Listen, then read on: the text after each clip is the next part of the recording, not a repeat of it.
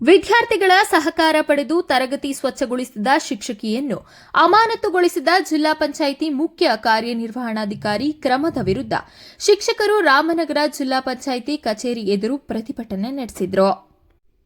ವಿಧಾನ ಪರಿಷತ್ ಸದಸ್ಯರಾದ ಪುಟ್ಟಣ್ಣ, ರಾಮೋಜಿಗೌಡ ನೇತೃತ್ವದಲ್ಲಿ ಪ್ರತಿಭಟನೆ ನಡೆಸಿದ ಜಿಲ್ಲೆಯ ನೂರಾರು ಮಂದಿ ಶಿಕ್ಷಕರು ಸಿಇಒ ಅನ್ಮೋಲ್ ಜೈನ್ ಕ್ರಮದ ವಿರುದ್ಧ ಆಕ್ರೋಶ ವ್ಯಕ್ತಪಡಿಸಿದರು. ಶಿಕ್ಷಕರ ಮೇಲೆ ಅಧಿಕಾರಿಗಳು ದಬ್ಬಾಳಿಕೆ ಮಾಡುತ್ತಿದ್ದಾರೆ. ಪಾಠ ಮಾಡುವುದು ಬಿಟ್ಟು ಶಿಕ್ಷಕರು ಅನ್ಯ ಕೆಲಸ ಮಾಡಬೇಕಾದ ಪರಿಸ್ಥಿತಿ ನಿರ್ಮಾಣವಾಗಿದೆ ಎಂದು ಆಕ್ರೋಶ ವ್ಯಕ್ತಪಡಿಸಿದರು.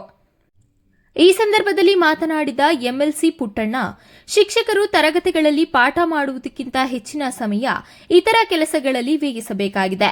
ಡಿ ಗ್ರೂಪ್ ನೌಕರರ ಕೆಲಸವನ್ನು ಶಿಕ್ಷಕರೇ ನಿರ್ವಹಿಸುತ್ತಿದ್ದಾರೆ. ಶಿಕ್ಷಕರು ಶಾಲೆಗಳಲ್ಲಿ ಪಾಠ ಮಾಡಬೇಕಾ ಅಥವಾ ಸ್ವಚ್ಛತಾ ಕೆಲಸ ಮಾಡಬೇಕಾ ಎಂದು ಪ್ರಶ್ನಿಸಿದರು. ಶೌಚಾಲಯ ಸ್ವಚ್ಛಗೊಳಿಸುವ ಕೆಲಸ ಹೊರತುಪಡಿಸಿ ತರಗತಿ, ಶಾಲಾ ಆವರಣವನ್ನು ಮಕ್ಕಳಿಂದ ಸ್ವಚ್ಛತೆ ಮಾಡಿಸುವುದಕ್ಕೆ ಯಾವುದೇ ವಿರೋಧವಿಲ್ಲ. ನಾವು ಸಹ ಶಾಲೆಗೆ ಹೋಗುವ ಸಮಯದಲ್ಲಿ ಸ್ವಚ್ಛತೆ ಕೆಲಸ ಮಾಡಿದ್ದೇವೆ. ಆದರೆ ಈಗ ಪರಿಸ್ಥಿತಿ ಹಿಂದಿನಂತಿಲ್ಲ. ಮಕ್ಕಳಿಂದ ಸ್ವಚ್ಛತೆ ಮಾಡಿಸಬೇಡಿ ಎನ್ನುತ್ತಾರೆ. ಇದರ ಪರಿಣಾಮ ಶಿಕ್ಷಕರ ಮೇಲೆ ಬೀರುತ್ತಿದೆ. ಶಿಕ್ಷಕರು ಪಾಠ ಮಾಡುವುದು ಬಿಟ್ಟು ಈ ಕೆಲಸಗಳನ್ನೆಲ್ಲ ಮಾಡಬೇಕಾಗಿದೆ. ಫಲಿತಾಂಶ ಕೊಡಿ ಎಂದರೆ ಎಲ್ಲಿಂದ ಕೊಡಬೇಕು ಎಂದು ಅಸಮಾಧಾನ ವ್ಯಕ್ತಪಡಿಸಿದರು. ಪ್ರತಿಭಟನೆ ನಂತರ ನಡೆದ ಸಭೆಯಲ್ಲಿ ಸಿಇಒ ಅನ್ಮೋಲ್ ಜೈನ್ ಶಿಕ್ಷಕರನ್ನು ಉದ್ದೇಶಿಸಿ ಮಾತನಾಡಿ, ನಾವೆಲ್ಲರೂ ಒಂದೇ ಕುಟುಂಬದವರು, ಒಟ್ಟಾಗಿ ಸಮಾಜದ ಸೇವೆ ಮಾಡೋಣ. ಮುಂದೆ ಇಂತಹ ಘಟನೆಗಳು ನಡೆಯದಂತೆ ಎಚ್ಚರಿಕೆ ವಹಿಸುತ್ತೇನೆ ಹಾಗೂ ಸ್ವಚ್ಛತೆ ವಿಚಾರವಾಗಿ ಕ್ರಮ ಕೈಗೊಳ್ಳುತ್ತೇನೆ ಎಂದು ಭರವಸೆ ನೀಡಿದರು.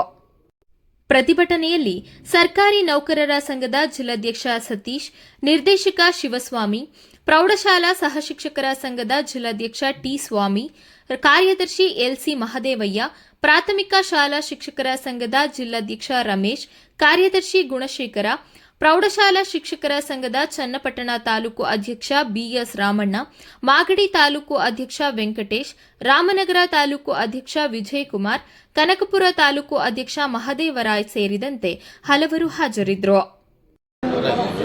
ನಮ್ಮ ಟೀಚರ್ಗೆ ಹಾಲು ಚೆಲ್ಲೋದಂಥ ಸಂದರ್ಭದಲ್ಲಿ ಸ್ಟೂಡೆಂಟ್ಗೆ ಅದನ್ನ ಬಿಡಿಸೋದ್ರು ಅಂತೇಳಿ ಸಸ್ಪೆಂಡ್ ಮಾಡಿದ್ದೆ ಅದನ್ನು ವಿಡ್ರಾ ಮಾಡಿದ್ದಾರೆ.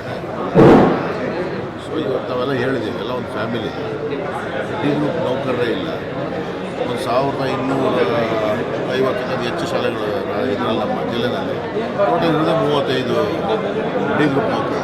ಹಾಗೆ ಅವ್ರಿಗೆಲ್ಲ ಹೇಳಿದ್ದೀವಿ, ಕ್ಲೀನಿಂಗ್ಗೆ ಮತ್ತು ಟಾಯ್ಲೆಟ್ ಕ್ಲೀನ್ ಅಂದ್ಬಿಟ್ಟು ಮಿಕ್ಕದೆಲ್ಲ ಅವ್ರು ಮಾಡ್ಕೊಳ್ಳೋಕ್ಕೆ ಅವಕಾಶ ಕೊಡಿ.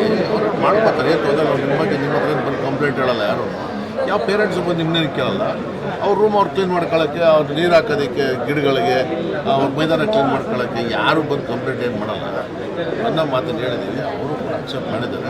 ಸರ್ಕಾರದ ಆದೇಶನೇ ನಾವು ಪಾಲನೆ ಮಾಡ್ತೀವಿ ಅಂತಂದರೆ ಕಸ ಗುಡಿಸೋರು ಯಾರು ಇರೋದಿಲ್ಲ. ದೊಡ್ಡ ಪ್ರಾಬ್ಲಮ್ ಆಗುತ್ತೆ ಅನ್ನೋಂಥದ್ದನ್ನು ಮನವರಿಕೆ ಮಾಡಿಕೊಟ್ಟಿದ್ದಾರೆ. ನಮ್ಮ ZPC ಅವರು ಕೂಡ ಒಪ್ಕೊಂಡಿದ್ದಾರೆ. ಒಪ್ಕೊಂಡು ಎಲ್ಲರೂ ಒಟ್ಟಿಗೆ ತೊಗೊಂಡೋಗ್ತೀವಿ ಅಂತ ಹೇಳಿ ಇವತ್ತೆಲ್ಲ ಕೂಡ ಸುಖಾಂತಿ ಆಗಿದೆ.